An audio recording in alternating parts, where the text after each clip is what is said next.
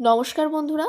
এর আগে পালং শাক দিয়ে আপনাদের অনেক রেসিপি করে দেখিয়েছি, কিন্তু আজ এই রেসিপিটা অনেকটাই ইউনিক। আজ আমাদের রেসিপি হলো ডিম পালং। কিভাবে পালং শাকের কালারটা ঠিক থাকবে এই ভিডিওর মাধ্যমে সেটা জেনে যাবেন।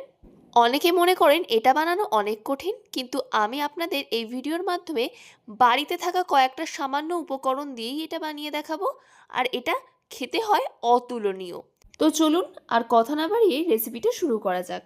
এখানে আমি কচি পালং শাক নিয়ে নিয়েছি। আপনারাও চেষ্টা করবেন ঠিক এমনই কচি পালং শাক নিয়ে নেওয়ার। আর পালং শাকগুলোকে বেছে নেব। খুব কচি, হাত দিয়েই ভাঙা যাচ্ছে, দেখুন। আমাদের চ্যানেলে নতুন হয়ে থাকলে চ্যানেলটিকে সাবস্ক্রাইব করে আমাদের পাশে থাকবেন। এতটাই কচি, হাত দিয়ে পুরো ভাঙা হয়ে যাচ্ছে। আমি আমার পরিমাণ মতো পালং শাক নিয়ে নিয়েছি, আপনারা আপনাদের পরিমাণ মতো নিয়ে নেবেন। এইভাবে সব পালং শাকগুলোকে বেছে নেব। পালং শাকগুলো বেছে পরিষ্কার করে ধুয়ে নিয়েছি, আর এখন ছোট ছোট করে কেটে নিয়েছি। এদিকে আমি একটা কড়াতে জল গরম হতে বসিয়ে দিয়েছি। এতে দিয়ে দেব অল্প করে লবণ। জলটা গরম হয়ে গেছে, এবার ধুয়ে রাখা পালং শাকগুলো দিয়ে দেব। শাকগুলো পুরোটাই আমি দিয়ে দিয়েছি। খুব একটা বেশি সময় শাক সিদ্ধ করতে লাগে না, পালং শাক 1 মিনিট মতো সিদ্ধ করলেই হয়ে যাবে।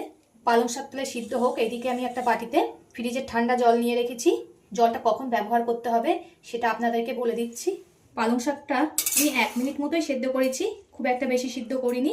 এবার শাকগুলো জলের থেকে তুলে নেব। তুলে যে ঠান্ডা জলটা আমি রেখেছিলাম ফ্রিজে, তার মধ্যে দিয়ে দেব। এইভাবে ঠান্ডা জলের মধ্যে দিলে কালারটা খুবই ভালো থাকে, একটুও কালার নষ্ট হয় না। পালং শাক সিদ্ধ করে এমনি নর্মাল রেখে দিলে একটা কালো ভাব চলে আসে, সেটা আর হয় না। পালং শাকগুলো পুরোটা ঠান্ডা হয়ে গেছে। আমি এখানে মিক্সচার জার নিয়ে নিয়েছি। পালং শাকগুলোকে ভালো করে নিংড়িয়ে নিংড়িয়ে জারের মধ্যে দিয়ে দেব। পুরো পালং শাকটা এই জারের মধ্যে নিয়ে নিলাম। পালং শাকের মধ্যে দিয়ে দেব 4টে কাঁচা লঙ্কা আর একটু পাতিলেবুর রস। অবশ্যই আপনারা এই পাতিলেবুর রসটা দেবেন। পাতিলেবুর রসটা দিলে কালারটাও খুব সুন্দর লাগে আর খেতেও খুব দারুণ লাগে। এবার পালং শাকগুলোকে ব্লেন্ড করে নেব। পালং শাকটাকে আমি ব্লেন্ড করে নিয়েছি। দেখুন কালারটা কত সুন্দর আছে, একটুও কালার নষ্ট হয়নি। আপনারা এই টিপসটা ফলো করবেন, পালং শাকের কালারটা খুবই সুন্দর থাকবে। এদিকে আমি একটা কড়া গরম হতে বসিয়ে দিয়েছি। এতে দিয়ে দেব সাদা তেল। তেলটা গরম হয়ে গেছে। যেহেতু আমি ডিম দিয়ে করব, 4টে ডিম সিদ্ধ করে খোলা ছাড়িয়ে লবণ আর হলুদ মাখিয়ে রেখেছি। এবার ভাজার জন্য দিয়ে দেব। ডিমগুলোকে একটু ভেজে নেব। খুব একটা বেশি ভাজার দরকার নেই, ঠিক এমন হালকা করে ভেজে নিলেই হবে। এবার ডিমগুলো তুলে নেব। ওই তেলের মধ্যে আবার একটু সাদা তেল দিয়ে দিলাম। এই রান্নাটা সাদা তেলেই করবেন, তাহলে বেশি ভালো হবে। এই রান্নাটা সর্ষের তেলে একদম করা যাবে না, সাদা তেলেই করতে হবে। তেলটা গরম হয়ে গেছে। তেলের মধ্যে দিয়ে দেব অল্প করে জিরে ফোড়ন, আর 2টো বড় সাইজের পেঁয়াজ কুচিয়ে রেখেছি, সেটাকে দিয়ে দেব। পেঁয়াজটা একটু ভালো করে ভেজে নেব ব্রাউন করে। পেঁয়াজটা আমার হালকা ব্রাউন করে ভাজা হয়ে গেছে। এবার এতে দিয়ে দেব 2 চামচ রসুন। রসুনটাকে আমি গ্রেট করে নিয়েছি। রসুনের কাঁচা গন্ধ যতক্ষণ না যায় ততক্ষণ ভেজে নিতে হবে। রসুনের কাঁচা গন্ধটা চলে গেছে। এবার সমপরিমাণ গ্রেট করে রাখা আদা দিয়ে দেব। আদাটাও খুব ভালো করে ভেজে নিতে হবে। আদাটাও খুব ভালো করে ভেজে নিয়েছি।